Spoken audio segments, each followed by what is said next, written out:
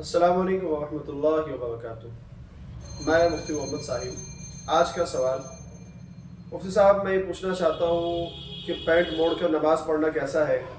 میں نے یوٹیوب پر کسی کا بیان سنا، وہ کہہ رہے تھے کہ پینٹ موڑ کر نماز پڑھنا مکروہ ہے، اس لیے کہ اس سے کپڑے کی اصل جو ہے تو وہ بدل جاتی ہے۔ عتیق احمد صاحب، میرٹھ یو پی سے۔ بھائی دیکھیں عتیق احمد صاحب، جو لوگ آج بہت تیزی سے بیان کر رہے ہیں یا جس پلیٹ فارم سے آپ نے یہ مسئلہ سنا ہے، یا تو انہیں حدیث سمجھ میں نہیں آئی یا وہ سمجھ نہیں سکے یا سمجھنے کی انہوں نے کوشش نہیں کی،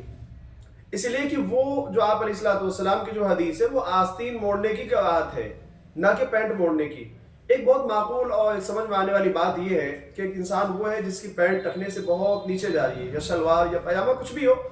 وہ اگر ٹخنے سے بہت نیچے اگر وہ کپڑے جا رہے ہیں اس کے، اور جبکہ ٹخنے سے نیچے رکھنا آپ بھی اس بات کو مانتے ہیں، ہم بھی مانتے ہیں، ہمارے یہاں بھی تسلیم شدہ ہے، آپ بھی تسلیم کرتے ہیں اس بات کو کہ یہ حرام ہے، وہ حصہ جہنم میں جائے گا۔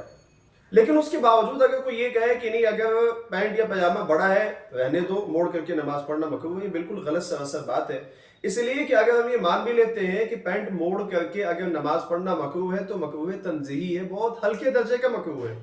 ہلکے درجے کا مکروہ تنزیہی ہے۔ لیکن اگر پینٹ چھوڑ کر کے اور سی لمبی پینٹ پہن کر کے اگر ہم نے نماز پڑھ لیا تو مکروہ تحریمی ہے، بڑا وہ جو ہے بڑا مکروہ ہے، وہ حرام کے قریب ہے۔ تو اس وجہ سے انسان کو اپنے ذہن سے بھی کوئی بات سوچیں آپ کہ جو لوگ پیش کر رہے ہیں تو دراصل آستین والی حدیث کو انہوں نے وہاں ٹخنے سے